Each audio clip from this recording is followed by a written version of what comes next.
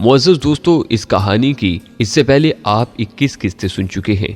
अब 22वीं किस्त मुलाहिज़ा फरमाए। शायद बस में ही उसने मेरी हालत का अंदाज़ा लगा लिया था और अब किसी कारनामे की उम्मीद लिए मेरे पीछे पीछे यहाँ चला आया था। उसकी शक्की नजरें ही उसकी पहचान के लिए काफ़ी थीं। जरा दम को जिस्मानी और जहनी अजियत से मुझे निजात मिली थी कि अब नई उस्ताद आन पड़ी थी।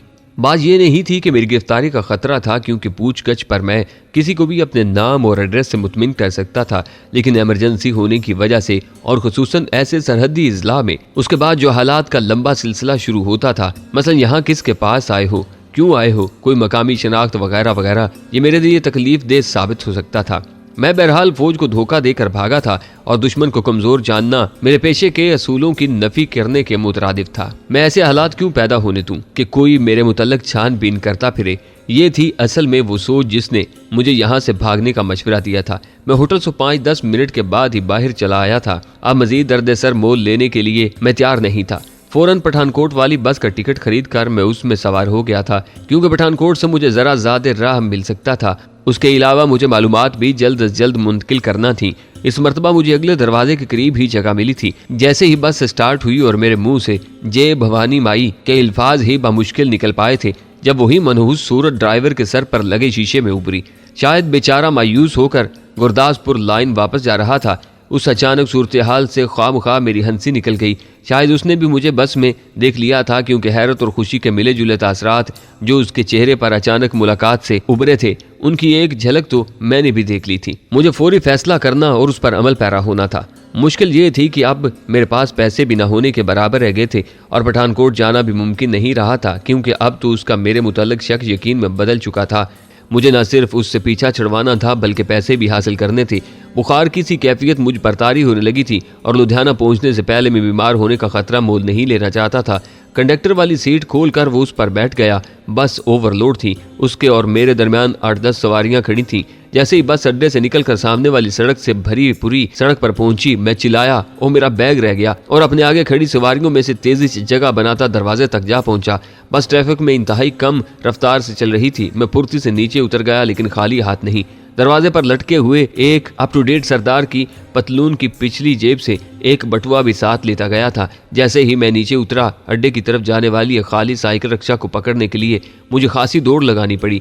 मैं उछलकर पिछली सीट पर जा बैठा। यार जरा जल्दी अड्डे तक चलना, मेरा बैग रह गया है। मैंने साइकिल रिक्शा के ड्राइवर को कुछ पूछने का मौका दिए बगैर बड़ी परेशानी का मुजाहिरा करते हुए कहा। मेरे चेहरे पर उड़ने वाली हवाइयां और तेज रफ्तारी से भाग कर रिक्शा में बैठने की वजह से रिक्शा ड्राइवर को भी मेरी हालत का अंदाजा हो गया। उसने अपनी टांगें ज्यादा तेजी से चलाना शुरू कर दी। सिर्फ एक दफा गर्दन मोड़कर मैंने देखा, बस रुकी हुई थी। यकीनन वो गधा मुंह उठाए चारों तरफ देख रहा होगा। इस मर्तबा मुझे अपनी बेहतरीन सलाहियतों का मुजाहरा करने का मौका मिला था। मेरा एतमाद बढ़ गया था, लेकिन हद से ज्यादा नहीं। खुदा की मदद के बगैर कुछ भी मुमकिन नहीं, और उसकी मदद का हसूल उस वक्त तक मुमकिन नहीं जब तक इंसान इंतहाई कोशिश न कर गुजरे। मेरे एक शफीक उस्ताद का दोहराया ये फिक्रा मेरे लाशऊर में हमेशा के लिए महफूज हो चुका था। अड्डे के बाहर ही उसके हाथ पर 2 रुपए का नोट रखते हुए मैं उसे सोचने समझने का मौका दिए बगैर नीचे उतर गया। इस दफा मैं अड्डे में दाखिल नहीं हुआ, बल्कि अड्डे से बाहर ही अमृतसर की तरफ जाने वाली एक बस में सवार हो गया। एक सिखों वाली कंगी नीम बरहना बदन वाली एक लड़की की तस्वीर और 50 रुपए, ये था वो असासा जो उस अप टू डेट सिख नौजवान के बटुए से बरामद हुआ था। बटुए से मैंने साइकिल रिक्शा में ही निजात हासिल कर ली थी और कंगी और तस्वीर को जूं का तूं उसमें रहने दिया था। मुसलसल भाग दौड़ और ज़हनी परेशानी और रात वाली मार ने मुझे जिस्मानी तौर पर बुरी तरह थका डाला था, लेकिन मेरी कुव्वत इरादी और अपने मिशन की सदाकत पर यकीन ने अज़म व अमल का एक ऐसा हिसार मेरे गिर्द तान दिया था जिससे अंदर घुसना किसी भी ज़हनी या जिस्मानी कमजोरी के लिए नामुमकिन था। दोपहर के वक्त मैं अमृतसर में मौजूद था। सबसे पहले मैंने अपनी इतलात मुंतकिल की, फिर एक होटल में खाना खाकर लुधियाना के लिए बजाय किसी बस के गाड़ी में सवार हो गया, जहां एक कुली की मेहरबानी से मुझे 3rd क्लास का एक बर्थ ऊँघने के लिए मिल गया। रात के करीबन 11 बजे जब मैं लुधियाना पहुंचा तो बुखार से मेरा जिस्म फनक रहा था। दर्द के मारे अंग अंग टूटता महसूस हो रहा था, क्योंकि जैसे ही गाड़ी में दौरान सफर मैंने जरा सी कमजोरी दिखाई, बुखार ने आन दबोचा। अब हर तरह का खतरा करीबन टल चुका था। एक रिक्शा के जरिए मैं गिरता पड़ता प्रकाश के पास पहुंचा, उसे नींद से बेदार किया और बेजान सा होकर उसके बिस्तर पर गिर गया। करीबन नीम बेहोशी के आलम में मैंने उसे ये किस्सा सुनाया था कि दौरान सफ़र रात के वक्त हमारी बस को डाकुओं ने लूट लिया। क्योंकि मैंने कुछ बहादुरी का मुजाहरा करना चाहा था, इसलिए मार मार कर उन्होंने मेरा भरकस निकाल दिया। लंबे रूट पर चलने वाली बसों का लुट जाना कोई अचंभे वाली बात नहीं थी। इस किस्म के वाकयात अखबार में पढ़ने को अक्सर मिल जाते थे और उन दिनों तो गुरदासपुर के गिरदुनवा में श्रीमान डाकुओं की सरगर्मियां अपने अरूज पर थीं। आए रोज वो किसी न किसी बस की सवारियों को अपना निशाना बनाए रखते थे। उनकी गुंडागर्दी का ये आलम था कि उनके हाथों लुटने के बाद लोग उनके खिलाफ पुलिस में रपट लिखवाने से भी डरते थे। जाहिर है मैं भी उसी का शिकार बना हूँगा। मैं सारी जिंदगी भी चाहूं तो प्रकाश का इस रात का कर्ज नहीं चुका पाऊंगा। रात को 12 बजे किसी डॉक्टर की खिदमत हासिल कर लेना उसी का काम था। न जाने आधी रात के वक्त वो किसी मेडिकल स्टोर वाले को जगा कर दवाइयां ले आया था। डॉक्टर ने मुझे 2-3 इंजेक्शन लगा दिए। उनकी वजह से मैं चोटों के जहरीले असरात से बच गया। मेरी आंख तो रात की आखिरी पहर लग गई थी, लेकिन प्रकाश ने सारी रात आंख नहीं झपकी। मैं उसे सोने की दरख्वास्त करता रहा, लेकिन मेरी जिद करने के बावजूद वो सारी रात एक कुर्सी मेरे सराहने बिछाकर मेरी तीमारदारी में मसरूफ रहा। सुबह में जब नींद से बेदार हुआ तो खासा अफाका महसूस कर रहा था। डॉक्टर की दवाई खाने से बेतहाशा पसीना आ गया था, जिससे बदन काफ़ी हल्का फुल्का महसूस हो रहा था।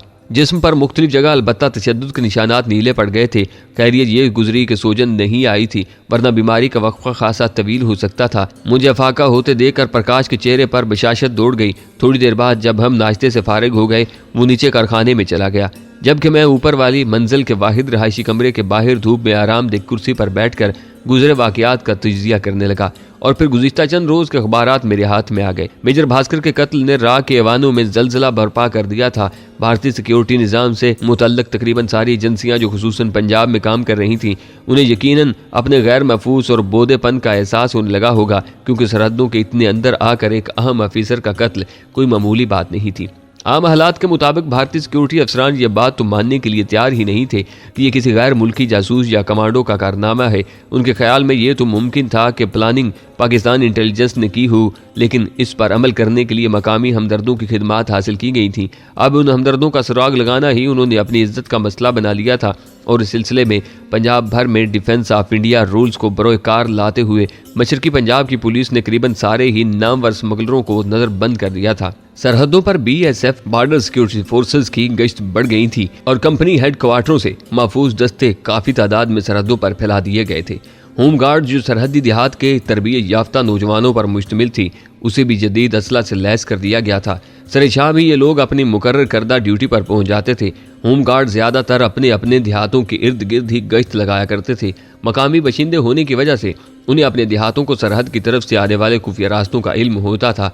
उसके अलावा वो ये भी जानते थे कि कम अज कम उनके देहात की हद तक सरहदों के आर पार आने जाने वालों की महफूज पनाहगाहें कौन सी हो सकती हैं। इन इक़दामात के नतीजे में और तो क्या फ़ायदा पहुंचा, अलबत्ता इतना ज़रूर हुआ कि सरहद के आर पार मवेशियों की चोरी और स्मगलिंग की वारदातों में खासी कमी वाक़ई हो गई। सिवाय उन लोगों के जो सरहदी मुहाफ़ज़ों से साजबाज करके उनकी खिदमत में शुरू से खतीर नजराना पेश करते आ रहे थे और किसी को सरहदों के नज़दीक भटकने की जुरात नहीं होती थी। दुश्मन के बने हुए जाल में नकब लगाने की बजाय हमने उसे यहीं मसरूफ रखा और अपने लॉन्चिंग पैड तब्दील कर लिए। दुश्मन तिलमिला कर रह गया था। मेजर भास्कर के कत्ल के बाद से मैंने महाराज या क्लब के नजदीक भटकने की कोशिश भी नहीं की थी। अभी तक इस सिलसिले में बाबूजी की तरफ से किसी का मुतवज्जा न होना इस बात का वाज़ेह सबूत था कि स्वामी जी ने मुझे आश्रम में वाकई नहीं पहचाना था, या अगर उन्होंने मुझे पहचान भी लिया था तो उनका ज़हन इस तरफ नहीं गया होगा। अचानक एक ख्याल मेरे जहन में कूंदे की तरह लपका, क्यों ना भारतीय इंटेलिजेंस को इस शक में मुब्तला कर दिया जाए कि मेजर भास्कर के कत्ल में स्वामी दयानंद का हाथ भी तो हो सकता है। एक मुस्कुराहट खुद ब खुद मेरे होंठों पर फैलती चली गई। इस तरह वो शैतान हमारे खिलाफ बिछाए हुए जाल में खुद फंस सकता था और एक मर्तबा मुश्तबा होने के बाद कम अज कम ये ज़रूर होता कि भारतीय इंटेलिजेंस के स्वामी के साथ दोस्ताना मरासिम खत्म हो जाते, जिसका मतलब ये था कि खासे बड़े हिसास इलाके में हमें खुलकर काम करने का मौका मिल सकता था, क्योंकि जासूस बहरहाल इंसान होता है। हुकूमती इदारों के बिछाए हुए खतरात से बच निकलना तो उसके लिए मुमकिन हो सकता है, लेकिन इतनी मासूमियत और मकारी से फैलाए फंदे से फरार की तमाम राहें मसदूद हो जाती हैं। अपने उन दोस्तों के जरिए जिनकी रसाई मुतलका अफसरान तक मुमकिन हो सकती थी, मैंने तफ्तीश का मामूर अफसरान के कान में ये बात पहुंचाने की तरीकाकार पर गौर करना शुरू किया और मेरा ज़हन कड़ी से कड़ी बिलाकर जंजीर के आखिरी सिरे तक पहुंच गया था। बेचारा स्वामी। एक नतीजे पर पहुंचने के बाद मैंने अपने करीब धरा अखबार दोबारा उठा लिया और उसका मुतालिया करने लगा। अभी अखबार आंखों से लगाया ही था कि जब ऊपर वाली सीढ़ियों से कदमों की चाप सुनाई दी। मैंने यही समझा कि प्रकाश होगा, क्योंकि वो थोड़ी थोड़ी देर के बाद मेरी खैरियत दरियाफ्त करने ऊपर आ जाता था। बल्कि कारखाने के बाकी मुलाजमीन भी जुलूस की शक्ल में कुछ देर पहले मुझे शुभकामनाएं अर्पण कर चुके थे। लेकिन ये क्या, एक से ज्यादा कदमों की आवाजें आ रही थीं। चोर की दाढ़ी में तिनके के मज़दाक में चौकन्ना हो गया था, लेकिन आने वालों की शक्लों पर नजर पड़ते ही सुख का एक लंबा सांस मेरे मुंह से खारिज हुआ। आगे प्रकाश था, उसके पीछे पूनम और सुदर्शना, दोनों शायद कॉलेज से आ रही थीं। सफेद साड़ी पर पूनम ने सुर्ख स्वेटर पहन रखा था। नागन जुल्फें बल खाकर शानों पर फैलती चली गई थी। वो रवायती हिंदू महिलाओं की तरह जूड़ा कम ही बांधा करती थी। धूप की तमाज़त से उसके गालों का रंग तपकर गुलाबी हो रहा था। उसकी पलकों के उजाले गंदमी आंखों की जोत जगा रहे थे। वो अप्सरा जिसने हिमालय के दामन में बैठे त्यागी की 100 साला तपस्या को एक ही झलक दिखाकर गारत कर दिया था, शायद दूसरा जन्म लेकर मेरे सामने आन खड़ी हुई थी। उसकी पुरवकार चाल में किसी पुरानी हुस्न की मलका का वकार से मिटाया था। वो पार्वती थी जो आकाश से धरती पर प्रगट होकर अपने प्रेम पुजारी को अपने दर्शन देने आन बराजी थी। मेरा रुआ रुआ मुसर्रत से नाच उठा। उसे देखते ही मेरी शरियादों में अम्बसात का समंदर ठाठे मारने लगा। एक वैजानी कैफियत, एक अनदेखा नशा मुझ पर तारी हो गया। मैंने अपना दामन दिल वाह किया और वो मेरी धड़कनों पर चलती चली आई। क्या हो गया, उसने परेशानी से कहा। वीर जी, सुदर्शना के लहजे में छुपी मोहब्बत का एक अपना तकद्दुस था। कुछ नहीं, बस यूं ही। मैंने दोनों को मुख्तसार जवाब देते हुए बैठने का इशारा किया। प्रकाश को पूनम की मुझसे मोहब्बत की गहराई का किसी हद तक जरूर एहसास था। मुझे यकीन था कि वो पूनम को मुतमईन करने के लिए मेरे पास लाया होगा। फिर भी हम दोनों ही कुछ परेशान से हो गए, जरा महावीर बनने लगे थे भाई साहब। उसने मजाक में पूनम और सुदर्शना का इस्तफसार टालना चाहा। असल में बात यह है भाई कि फिल्में देखकर अपुन पर भी हीरो का भूत सवार हो गया था। मैंने दांत निकालते हुए कहा और एक मर्तबा फिर उन्हें मुतमिन करने के लिए वही कहानी दोहरा दी। ज्यादा चोटें तो नहीं लगी। दोनों ने एक सवाल मुख्तलिफ कैफियतों के साथ बेकरारी से पूछा। अगर ऐसा होता तो आपको दर्शन देने के लिए यहाँ नहीं अस्पताल आना पड़ता। मैंने फिजा को हत्तल मकदूर संजीदा बनाने से गुरेज किया था। भगवान न करे, परमात्मा न करे। बेसाख्ता दोनों के मुंह से बारी बारी निकला। मैंने करीबन सारे जिस्म पर कंबल ओढ़ रखा था। चेहरा चूंकि डॉक्टर की मेहरबानी से सूजन से महफूज रहा था, इसलिए दोनों को सूरत हाल की संगीनी का एहसास न हो सका। लेकिन जितनी देर वहां सुदर्शना और प्रकाश बैठे रहे, पूनम को एक पल करार न आया। असल में वो दोनों हमें अपने कॉलेज के मीना बाजार में ले जाने के लिए आई थी। मैंने तो तीनों को भेजना चाहा, लेकिन सुदर्शना और प्रकाश भी बादल नख्वास्ता मेरे जिद करने पर गए थे, जबकि पूनम वहीं रह गई थी। एक बात पूछूं प्रकाश बाबू? पूनम ने झुकी पलकें उठाई। मैंने हस्बे मामूल कहा। आप ये लाउबाली जिंदगी आखिर क्यों गुजारते हैं? जो काम प्रकाश भैया करते हैं वो आप क्यों नहीं करते? उन्हें बाहर शहरों में जाने दिया कीजिए ना। आप यहाँ के मामलात संभाल लीजिए।